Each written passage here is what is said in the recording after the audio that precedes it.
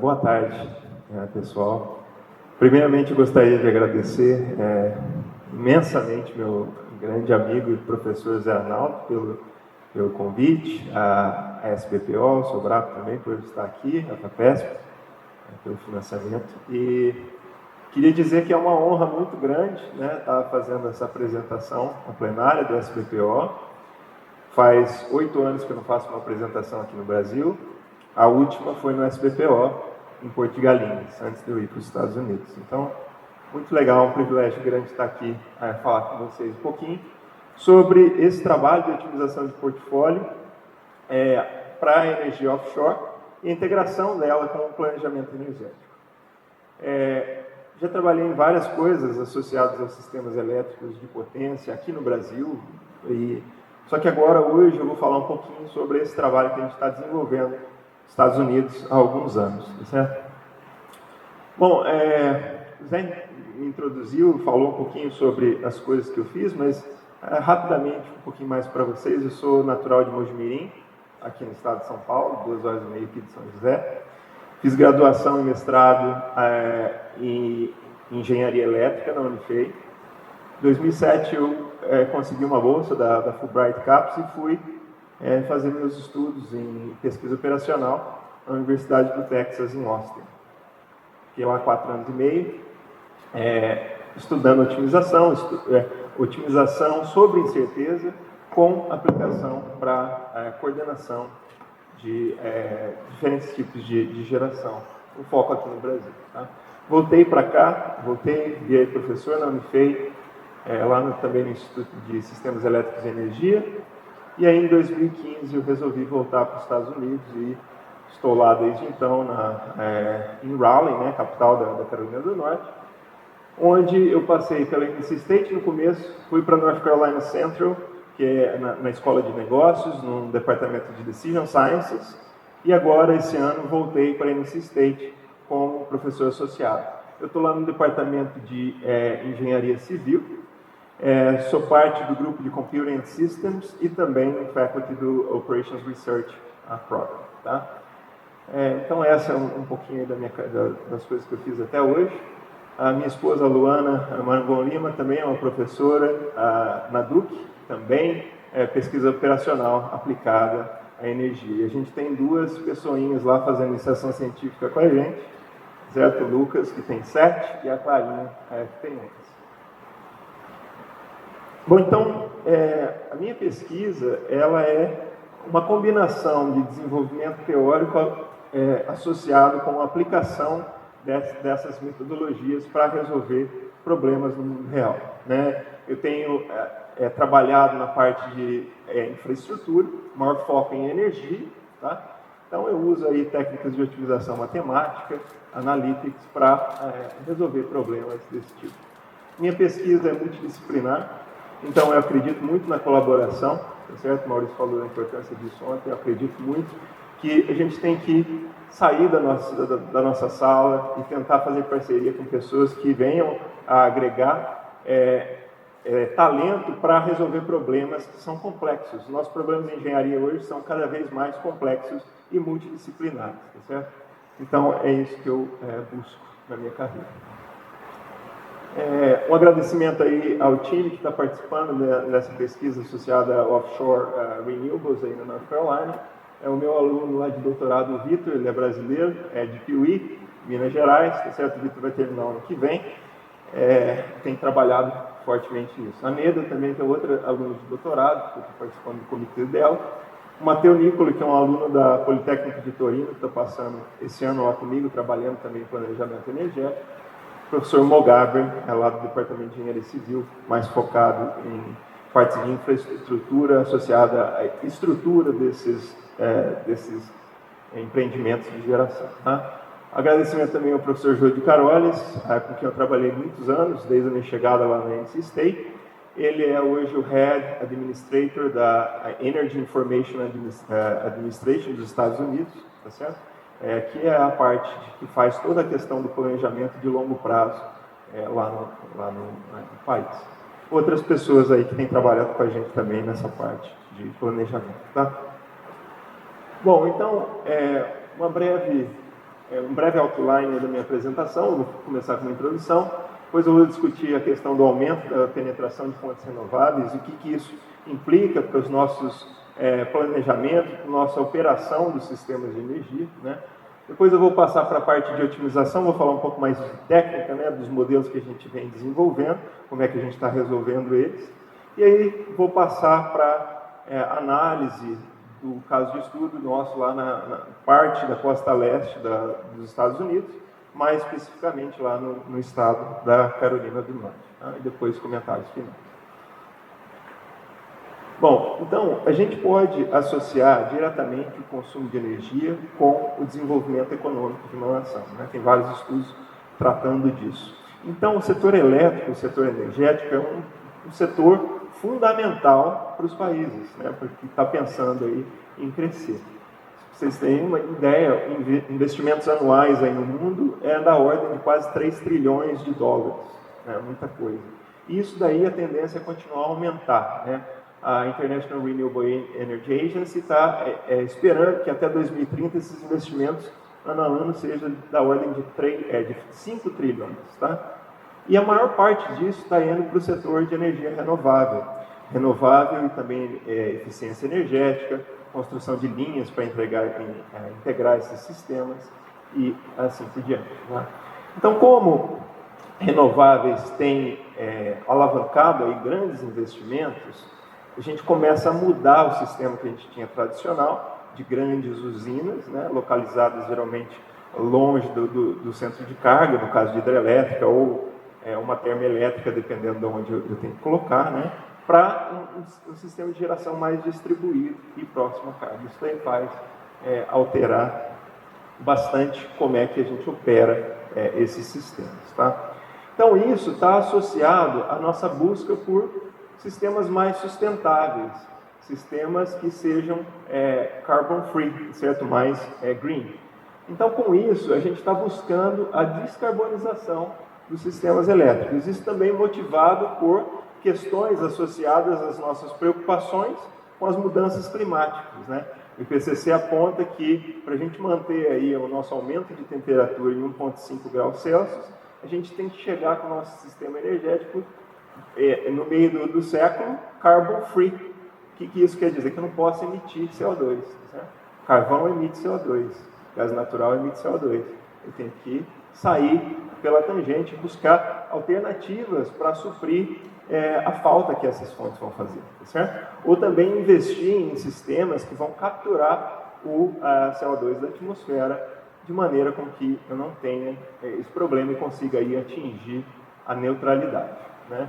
Então, tem diversos estudos que estão focando nessa parte do getting to net zero até o meio do século, né? Como é que a gente vai fazer para transformar o nosso sistema de energia em um sistema que seja carbon free. E aí tem várias coisas, né? Por exemplo, aumentar nos Estados Unidos 3,5 vezes o tanto de geração solar e eólica que eu tenho, chegando a 500 gigas até o ano de 2050. Né? 500 GB é muita coisa. Para vocês terem uma ideia, Itaipu tem 14 GB de capacidade instalada. Certo? É muita geração aí para entrar. Né? Eliminar a geração de CO2, de carvão, tá certo? Manter gás natural para flexibilidade, mas também investir em formas de capturar o CO2 ou sequestrar o CO2 que aquela fonte está emitindo. Aumentar a questão de veículos elétricos. Né? Nos Estados Unidos hoje, os carros que a gente está vendendo por ano, mais ou menos 8% dos novos veículos são carros elétricos, né? E a tendência é que isso aumente ainda mais. Tá? E outras coisas aqui, como interligar a novas linhas de transmissão para trazer esses recursos para carga e também investir em sistemas de armazenamento que vão nos dar a flexibilidade de satisfazer eventuais jumps na demanda que renováveis como solar e eólica talvez não tenham condições de satisfazer. Tá? Mas com isso, quando a gente está passando por essa transição, quando a gente chegar em um sistema que seja carbon free, a gente começa a ter alguns problemas, né? Problemas associados à geração, porque esses tipos de empreendimentos, eles estão diretamente associados com o clima, com as variáveis climáticas, né? Solar depende de quanto insolação eu vou ter em um dia. Se eu tenho nuvens cobrindo uma determinada área, isso afeta a minha geração. Eólica depende do vento soprando, tá certo? Então, com a mudança climática, isso daí também pode ser um problema, né? Regiões que a gente imagina ter esse potencial de geração, daqui 5, 10 anos, pode ser diferente, né? O pessoal tem que avaliar essas coisas, né? Com relação à demanda, esses sistemas são afetados, né?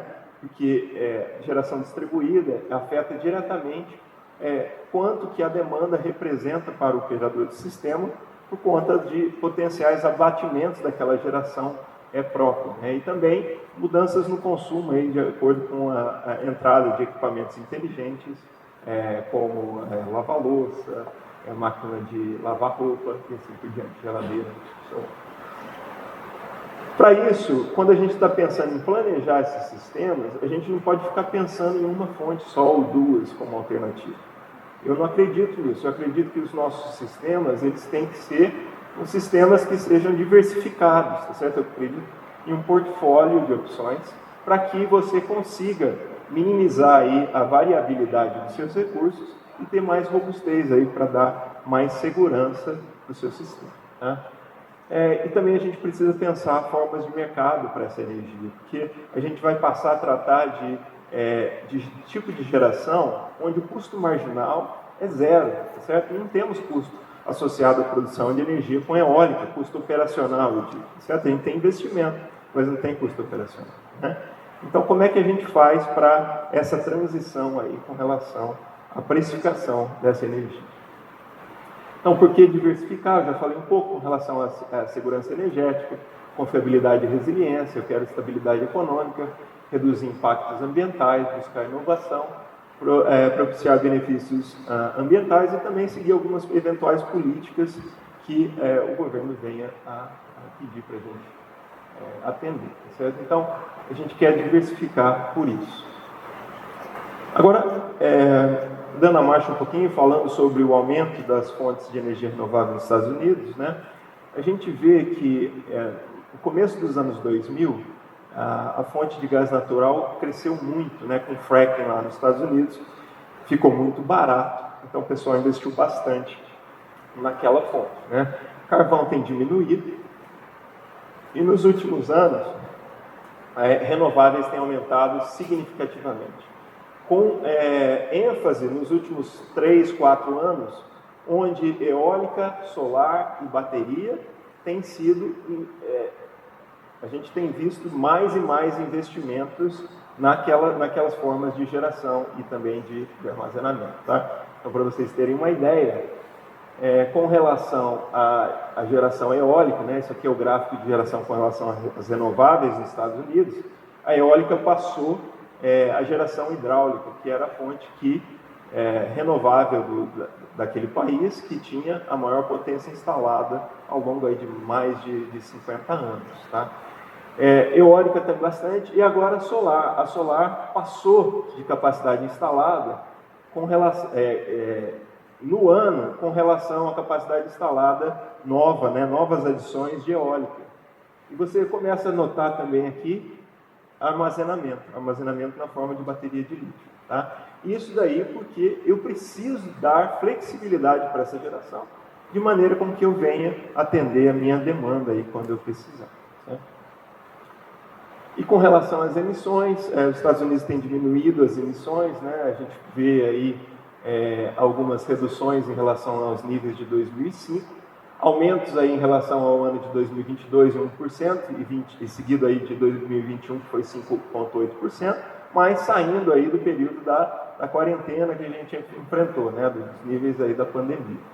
Porém, esses aumentos nos últimos 2 anos ainda indicam uma redução de quase 15% com relação aos níveis aí de 2005. Tá? Só que a gente está long way to go, a gente está aqui ainda, e para a gente chegar a zero, tá certo? Se pensar em 2035, a gente tem que navegar bastante, tanto no setor elétrico, quanto no setor de energia como um todo, tá? Aqui são alguns resultados do planejamento energético dos Estados Unidos, olhando o horizonte de 2050. Então, essa barrinha aqui apresenta o ano de 2022, como o sistema se comporta, e esses outros aqui são cenários associados ao planejamento para o ano de 2050. Então, por exemplo, a barra amarela aqui é geração solar. Olha quanto que eu tenho que investir em capacidade solar para eu conseguir atender aqueles targets de carbon free até 2050. É muita coisa, certo? Porém, a gente tem indicativos, né, que essas fontes elas estão mais e mais sendo investidas e a gente vai continuar vendo aumentos significativos, né? Nos últimos anos, como eu disse, muito investimento em eólica e solar, representando aí mais de 75% de nova capacidade instalada no sistema. Tá? Isso faz com que, se a gente chegar numa situação dessa, com que o nosso perfil, né, de geração, ele seja significativamente alterado com relação, principalmente, à entrada de solar durante o dia. Né? Então, isso faz com que a minha carga também seja alterada, né, a minha net load, e aí eu tenho que ter sistema de armazenamento para deslocar essa energia para satisfazer a carga em horários de ponta. Tá? Esses são resultados do Annual Energy Outlook, do EIA, tá? E só para vocês terem uma ideia com relação a onde a gente tem que chegar. Bom, eu já falei, eu não acredito em uma ou duas fontes, eu acho que é um portfólio de opções, tá certo? E o pessoal tem analisado fortemente a geração de energia offshore nos Estados Unidos, né? Isso aqui é um levantamento do NREL, que aponta o potencial técnico de geração marinha, né? Offshore energy, da forma de wave, ocean current e também thermal ocean nos Estados Unidos. Né? Para essas fontes aqui, a gente tem um potencial de 2.300 terawatt-horas por ano. Isso representa um pouco mais de metade da geração de energia nos Estados Unidos no ano atual. Certo?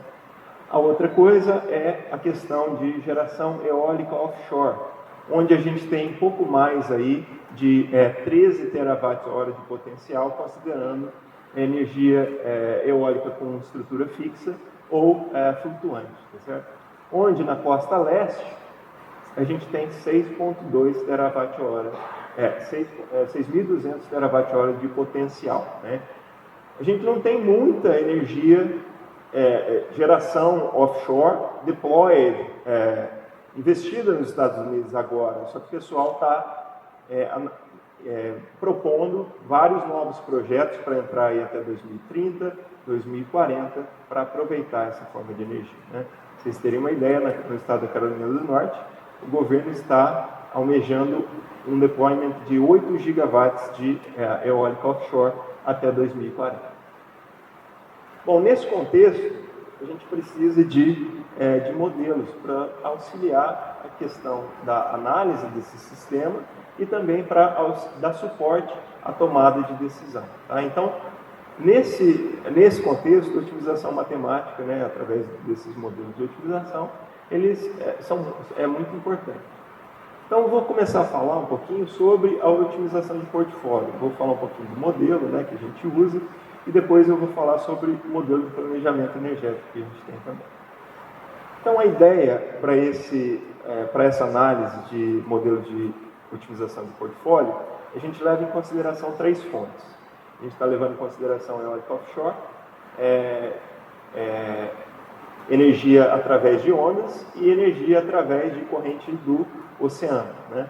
Na Carolina do Norte, a gente tem na costa o Gulf Stream que passa, que é um fluxo de água que passa, que você pode deploy turbinas lá e coletar energia. Tá? Então, com essas 3 fontes, a gente vai desenvolver aí um modelo para tentar otimizar o deployment dessas tecnologias na costa. Né? Esse trabalho foi apresentado, foi publicado no Applied Energy no ano passado. Tá? Então, com relação ao modelo, a gente está tentando minimizar a variância do meu portfólio. Por que eu estou minimizando a variância do meu portfólio?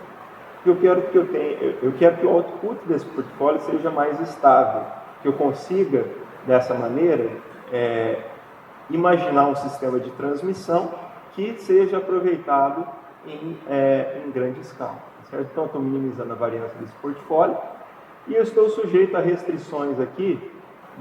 A primeira do Levelized Cost of Electricity, onde o Levelized Cost of Electricity ele leva em consideração todo o custo dessa geração, assim como a produção anual. Tá? Então, ele é um ratio aí do custo pela geração.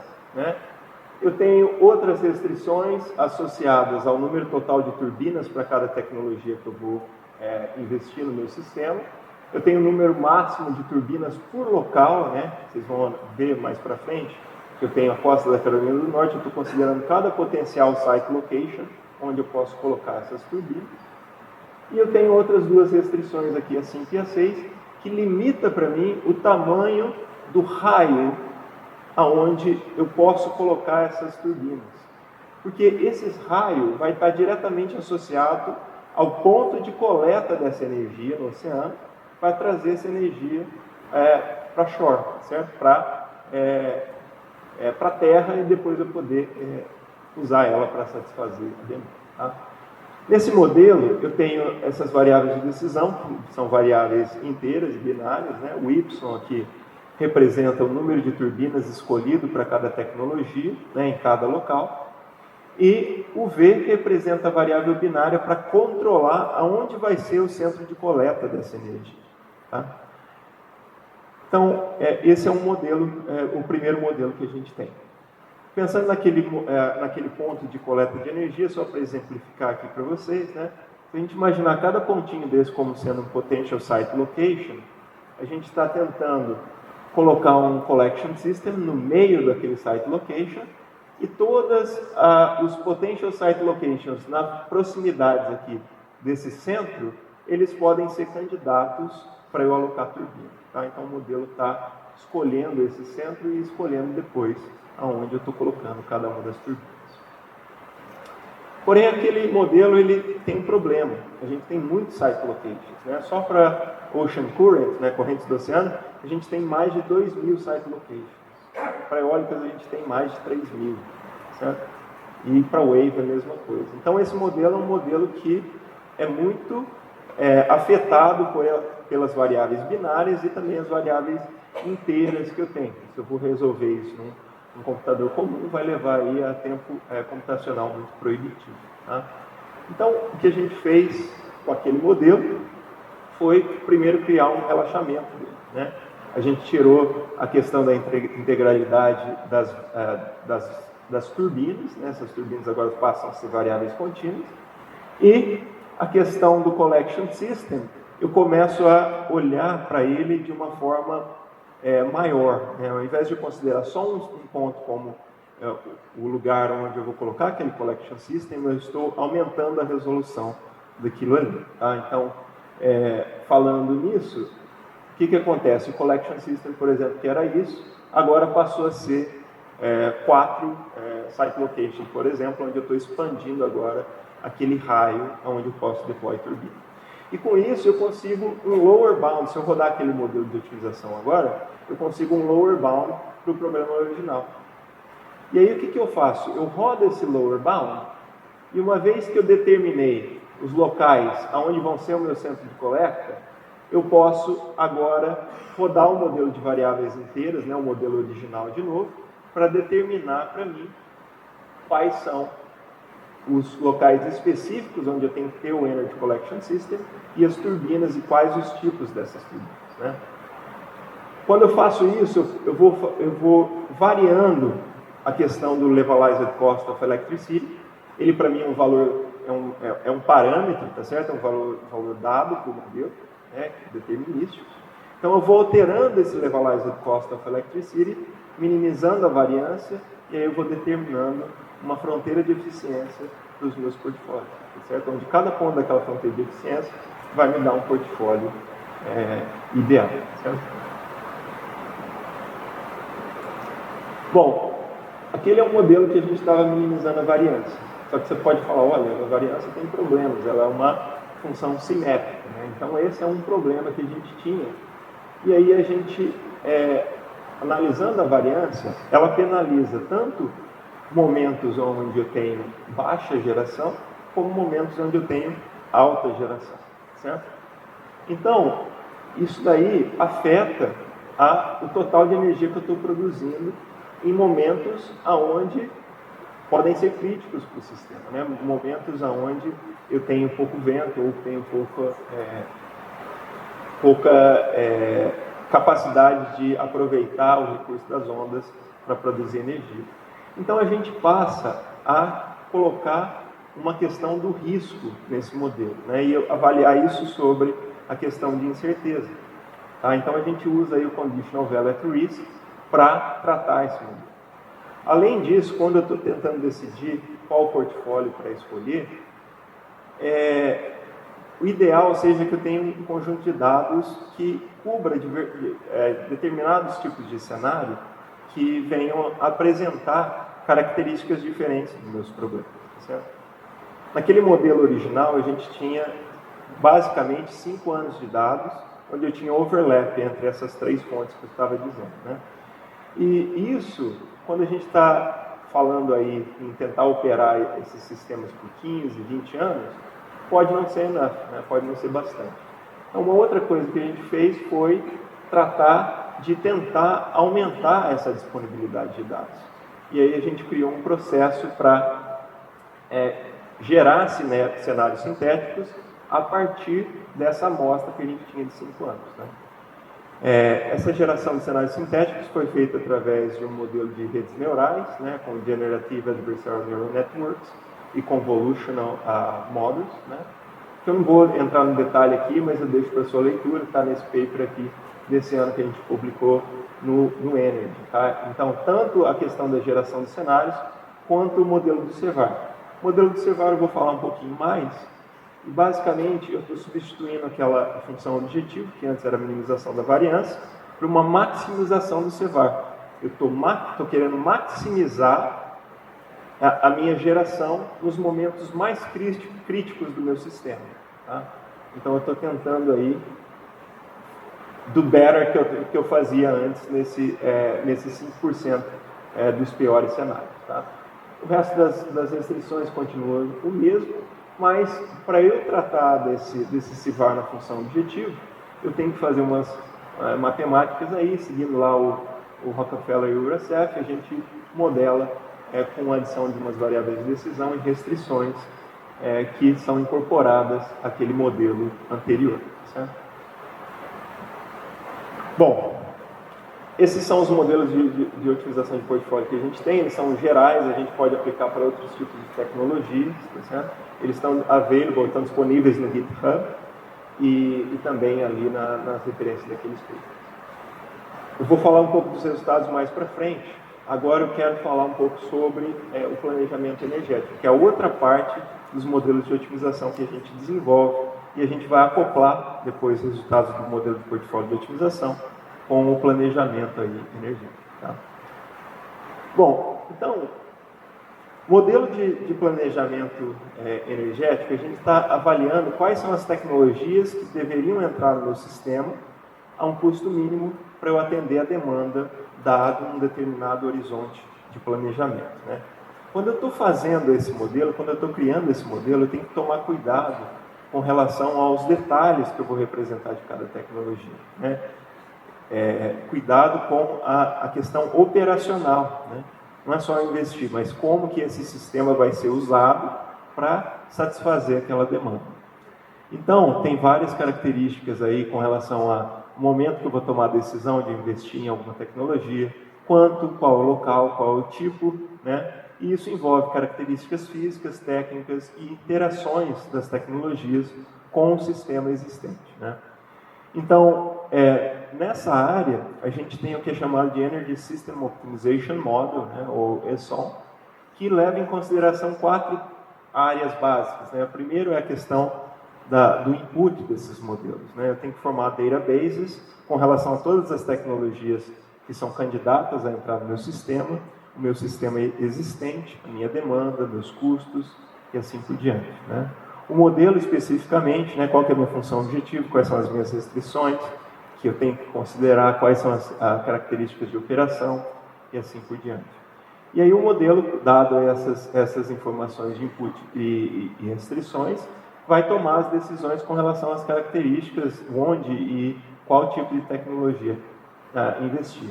E a gente usa esse modelo para fazer análise e ver quais são as tecnologias que vão entrar no meu sistema para satisfazer a demanda em cada um dos períodos de tempo. Certo? A gente tem um modelo que a gente está desenvolvendo na Carolina do Norte há vários anos, que é o modelo TEMOA, tá? Ele chama-se Tools for Energy Modeling and Optimization Analysis. Está aqui os links para o site e para o GitHub desse modelo. Tá?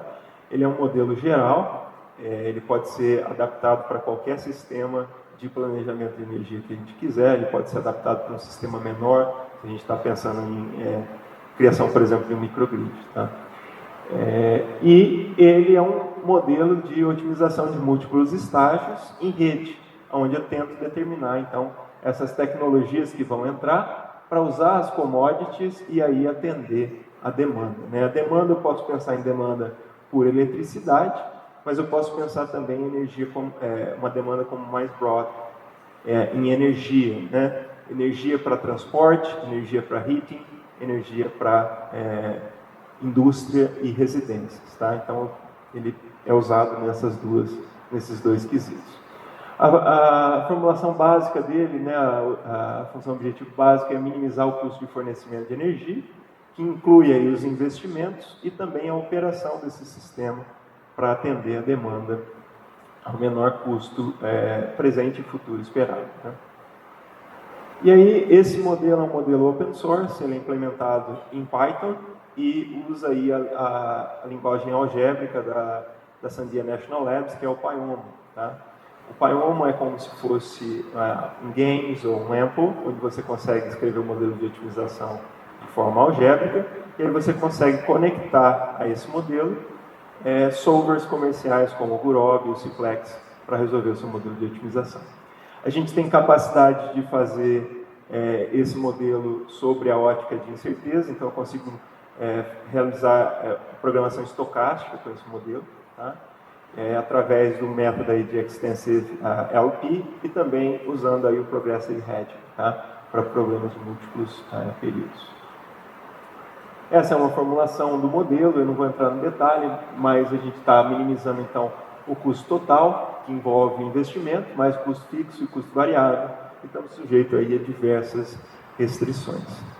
Esse modelo, como eu disse, ele vem sido usado para modelar tanto sistema elétrico como sistema de energia, em diversas áreas. A gente já modelou o sistema de energia dos Estados Unidos, através de uma iniciativa que se chama Open Energy Outlook, qual eu faço parte. A gente já usou para avaliar o Water Energy Nexus no Tennessee Valley Authority, no Carolina Power System, que é o que eu vou mostrar um pouquinho para vocês. Já usei para avaliar a Energy Storage aqui no Brasil. A gente tem usado para planejamento energético na Itália e o pessoal está usando também para o Canadá e Europa. Tá? Tem vários artigos aí publicados em jornais da nossa área associados a esse modelo.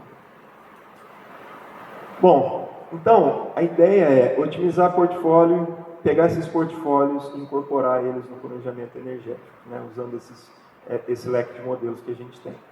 Agora eu vou falar então da análise aí do estudo de caso para a Carolina do Norte, onde a gente está trabalhando. Então a gente tem dados aí de diferentes modelos, de diferentes institutos, com relação a, primeiro, eólicas, tá certo? Essas eólicas aqui, turbinas de 6 megawatts, são turbinas antigas, a gente já tem turbina maior, tá certo? Tem turbinas aí, pessoal falando de 15 megawatts, 18 megawatts, né? Mas a gente tem dados, então, do INI Toolkit do NREL, onde a gente opera essas turbinas nos diferentes grid points que eu tenho aí, e eu consigo ver mais ou menos quanto de energia aquela turbina iria produzir naquele site location. Tá? Da mesma forma, eu tenho informações do modelo WaveWatch Tree para altura e período das ondas. E aí, de acordo com as características desses períodos e alturas, eu consigo usar aí uma turbina de 1.5 e também operar elas usando esses dados para ver a produção de energia anual daquela fonte. A mesma coisa para a corrente do oceano, né? Esse aqui é o Gulf Stream, então você consegue pegar os dados aí dos modelos que a gente está usando, é o HiCon Encoder, e aí transformar essa turbina de 4 megawatts, operando ela ao longo do ano, e ver aí quanto que ela está produzindo naqueles locais, tá certo? Então aqui esses gráficos representam o capacity factor ao longo do ano, né, que é quanto que aquela tecnologia estaria, né, gerando em média ao longo daquele ano, né? Então, por exemplo, o capacity factor de 0,5 é praticamente 50% aí da capacidade está sendo usada ao longo do ano nesses locais vermelhos, tá? Bom, então esses dados, né, convertidos em geração, eles alimentam aqueles modelos de portfólio, e aí eu variando a questão do Levelized Cost of Electricity, eu começo a obter esses pontos da fronteira de eficiência para cada deployment que eu estou analisando, né? Eu posso analisar, por exemplo, só o deployment de Ocean Current, né, com 200 megawatts de deployment. Eu posso avaliar deployment de Wind, Wave e Ocean Current, né, 600, 150, 200, e assim por diante. Eu posso determinar qual que é o budget, qual que é o tanto de turbina de cada uma das tecnologias que eu quero avaliar, e aí tentar traçar essas fronteiras de eficiência. A diferença entre as curvas azuis e vermelhas são as diferenças do modelo relaxado para o modelo original, depois que eu fixo a informação do Collection System lá para o modelo original. Tá? Então, esses são os portfólios. E, dado aqueles portfólios, eu sei exatamente quais são os locais, né, de cada tecnologia que eu vou investir. Por exemplo, aqui triângulo representa onde eu vou colocar o Wave, quadrado representa onde eu vou colocar Wind, que aqui nessa figura está um pouco difícil de ver, e o X Ocean Current, tá certo? Então eu estou aproveitando esses recursos para esse cenário onde eu tenho os menores Levelized Cost of Electricity. Da mesma forma, eu poderia ver a variância, e aí eu altero aí os locais onde eu estou colocando aquelas gerações e também o Energy Collection System delas, né? Bom, esse é o modelo de variância. E aí depois, quando eu considero o Conditional Value at Risk e comparo isso com o modelo de variância para aqueles cenários críticos, eu começo a ver diferenças significativas, né? A curva em vermelho aqui, que está um pouquinho difícil de ver também, ela representa o portfólio ótimo aí, em cada um dos pontos de LCOI para o modelo de CEVAR, e a curva em azul representa os valores aí daquele portfólio para o modelo de variância, né? Essa análise nos cenários críticos. Então a gente consegue ver que quando a gente usa esse modelo de Conditional Value at Risk, a gente consegue ter melhor geração e menor Levelized Cost of Electricity do que quando a gente está avaliando só com a questão da variância, tá? As diversas curvas em preto é depois que eu determino as minhas decisões com o modelo de Conditional Value at Risk e eu faço vários samples dos cenários, né? Cenários aí de 30 anos, de 10 anos, para ver como que esses portfólios iriam se comportar, né? E aí, se eu considero um maior número de anos quando eu estou tomando minha decisão usando o CEVAR, eu tenho portfólios aqui que são mais robustos quanto aos cenários que eu estou avaliando depois, exposed, tá? Essa figura também mostra diferentes portfólios aí com o CEVAR, dado diferentes configurações das turbinas que eu vier escolher, certo?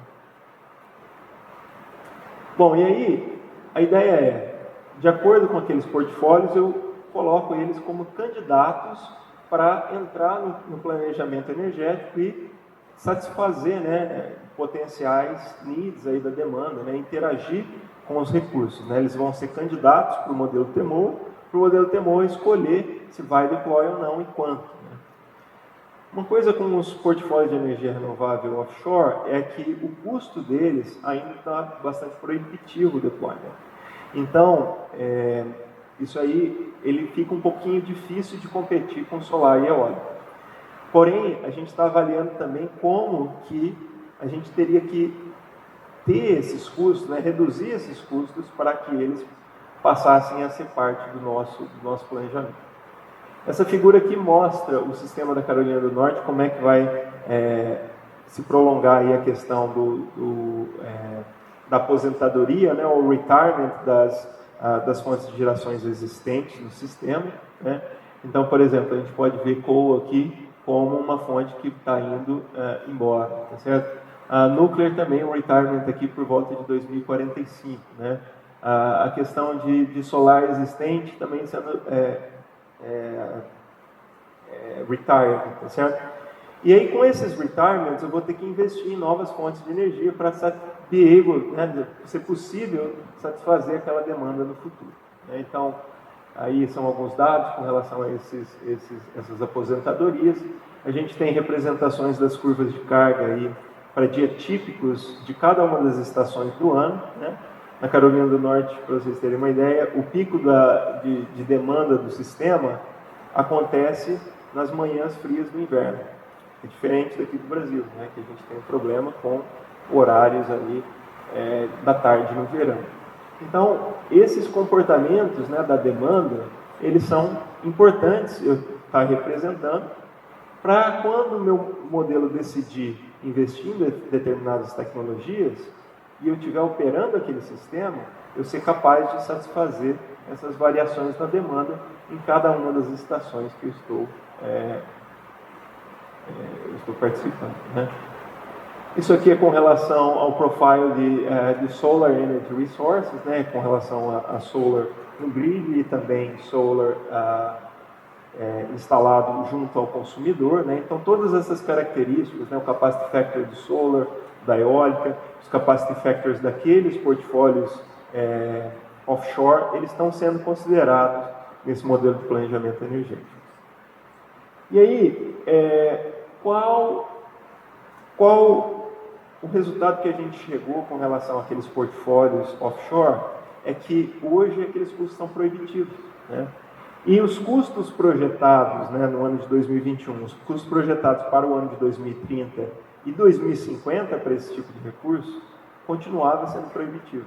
A gente tinha que ter reduções aí, por exemplo, da ordem de 50%, 34% para esses portfólios, né, de diferentes penetrações de eólico offshore, wave e ocean current, né, para eles começarem a ser deployed aí pelo modelo de planejamento energético. Então, ainda muito estudo é preciso com relação a pesquisas associadas a como melhorar e reduzir custos dessas tecnologias, né? Como eu disse, para eólico offshore tem novas turbinas que podem ser muito mais cost effective do que as turbinas que a gente está considerando nesta análise. A gente está no processo de avaliar essas novas turbinas, tá? E a mesma coisa para wave e ocean current. Mas uma coisa que a gente pode ver é como que as outras tecnologias no sistema vão operar, né? Então a gente começa a ver uma grande penetração associada a solar, né? Solar está aumentando aí a atividade dela para anos futuros, aqui, por exemplo, por volta de 2040, quase da ordem de 200 terawatt-horas por ano ali no sistema da Carolina do Norte. Onshore wind também, quase o mesmo valor, 180 por aí. A gente começa a notar investimentos em carbon sequestration para natural gas, tá? Para atender aí limites possíveis de CO2, né, de descarbonização. A gente começa a ver energy storage se deployed também no futuro, né? E biomassa. Biomassa é uma ponte importantíssima para essa transição dos sistemas de energia, porque ela é flexível, certo? Eu consigo, como uma térmica, gerar energia a hora que eu quero, dado que eu tenho aquele recurso disponível, certo?